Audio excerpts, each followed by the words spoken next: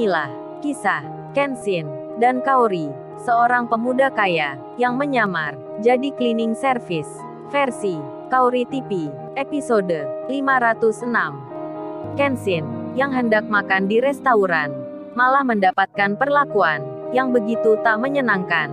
Saat sudah membayar pesanan, manajer restoran itu bilang, "Oh ya, kalau gitu makanannya lebih baik masnya bawa pulang saja. Jangan dimakan di sini." Kenshin pun mendengarnya, langsung saja bertanya, "Lo emangnya kenapa Pak? Kenapa tak boleh makan di sini? Kan saya sudah membayarnya, ini pun saya lagi ada perlunya. Jadi ya makannya di tempat ini.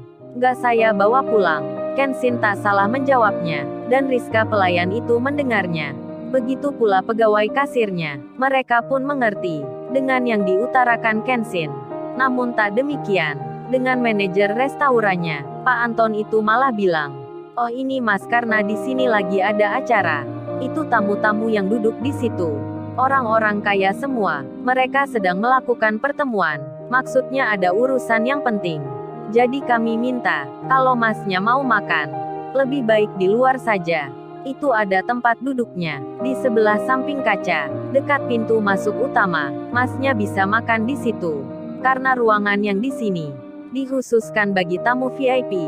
Pak Anton berbohong, biar Kenshin mau mengerti. Kenshin pun menjawabnya, "Oh gitu ya sudah Pak.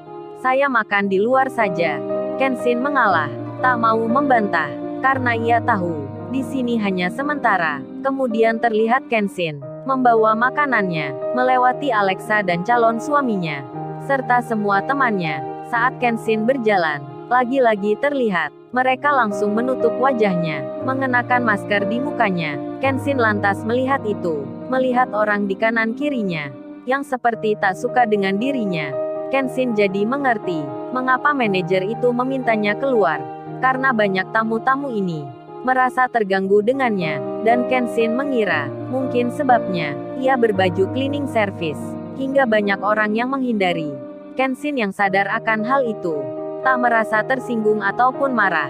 Kenshin hanya diam, melangkahkan kakinya dengan tenang, tak terbesit pula untuk membalasnya dengan menunjukkan siapa dirinya. Kenshin hanya ingin makan, sekalian beristirahat sebentar, dan dua orang penerima tamu yang tadi bicara dengannya, kini melihat Kenshin yang keluar pintu sambil membawa makanan.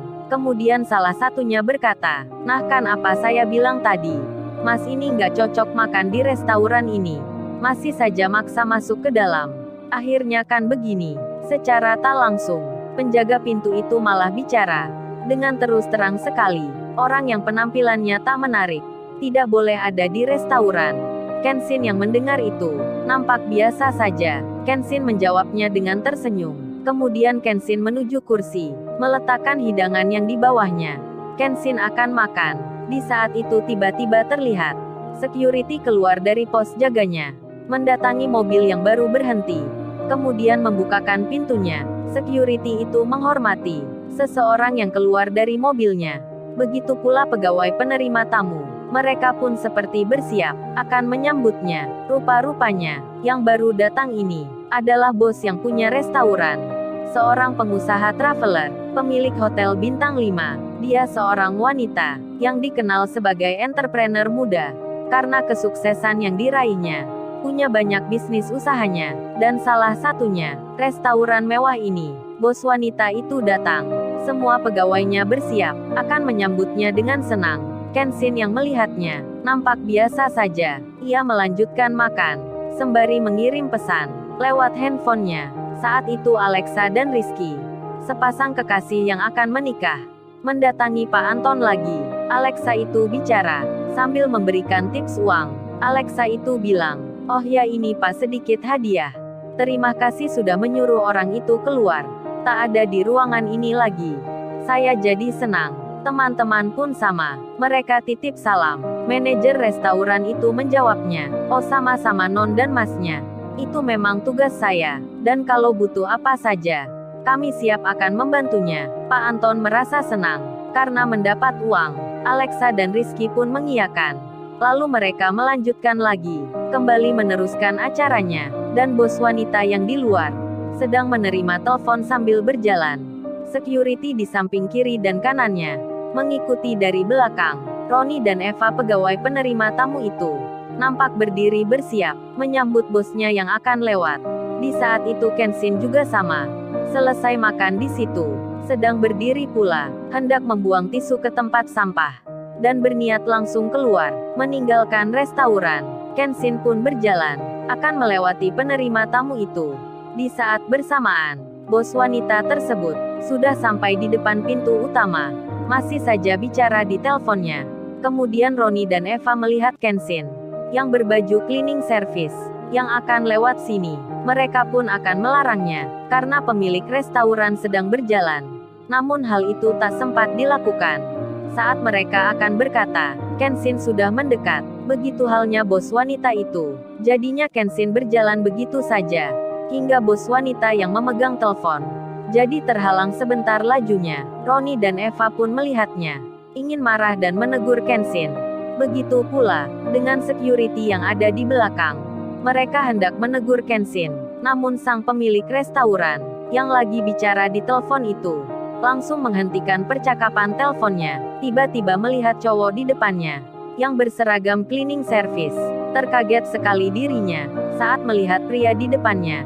Langsung saja menyapa, "Loh, ini bukannya Mas itu ya? Siapa ya namanya? Kok saya lupa, Masnya kok ada di sini?"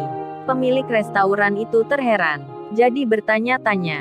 Senyum wajahnya terlihat, nampak begitu jelasnya, melihat Kenshin dengan senangnya. Seketika itu juga, pegawai penerima tamu yang di situ, yang bernama Roni dan Eva, jadi terperanjat, melihat bos restorannya, menyapa pria cleaning service. Kenshin juga sama, merasa terheran jadinya. Kenshin pun lupa akan wanita yang di depannya, yang menyapa dirinya. Kenshin pun sampai bertanya, "Mbaknya siapa ya? Maaf sebelumnya, saya pun belum tahu rasanya." Bos wanita itu menjawabnya, "Oh berarti Masnya juga lupa." Sambil tersenyum ia bicara, "Ya udah kalau gitu, kenalin lagi nih, namaku adalah Kalia, yang dulu pernah meeting dengan Mbak Kaori. Masnya masih ingat nggak ya?" Kenshin pun menjawabnya, "Oh ya sekarang saya ingat Mbak.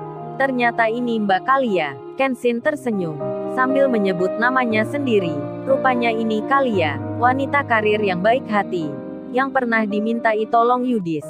Namun Yudis tak tahu terima kasih, menyalahgunakan kepercayaannya. Dan kini, Kenshin bertemu Kalia lagi. Kalia itu pun bertanya, "Oh ya ada apa ya? Kok Mas Kenshin ini di sini? Saya jadi surprise sekali." "Kalau gitu Mas Kenshin masuk ke dalam ya. Mampir sebentar saja, masa langsung pulang gitu? Coba lihat-lihat sebentar, ini salah satu usaha restoran yang saya miliki. Ayo Mas Kenshin kita jalan." Dengan tangannya, Kalia pun mempersilahkan. Penerima tamu itu jadi terheran. Begitu pula security yang di belakangnya, karena melihat dan mendengar pemuda cleaning service yang dihormati bosnya. Hingga Kenshin akhirnya mengikuti apa kata Kalia. Kenshin hendak berjalan untuk masuk ke restoran, padahal manajer Pak Anton tadi baru saja mengusirnya, yang memintanya keluar. Begitu pula Rizky dan Alexa yang masih menjalankan acaranya. Teman-temannya pun ikut merayakan. Mereka bergembira hingga pintu terbuka. Kenshin masuk ke dalam. Pak Anton manajer itu melihatnya. Begitu pula dengan Alexa dan calon suaminya. Mereka pun jadi tak suka. Dan Pak Anton sendiri, beliau langsung bertindak dengan agak berlari. Pak Anton menghampiri Kenshin, hendak mengusirnya lagi. Sedang Kalia saat itu, pemilik restoran ini, masih berada di belakang. Pak Anton pun belum tahu kalau Kenshin cleaning service itu masuk ke sini atas permintaan bosnya. Pak Anton pun langsung bilang, "Mas ayo cepat keluar. Kan sudah saya bilang, ini tempatnya orang kaya, tempat untuk tamu VIP, bukan untuk orang biasa." Pak Anton dengan tangannya menunjuk arah keluar. Di saat bersamaan, Kalia membuka pintu dan langsung melihatnya. Lalu, bagaimana kisah selanjutnya? Subscribe channel ini untuk episode berikutnya. Terima kasih.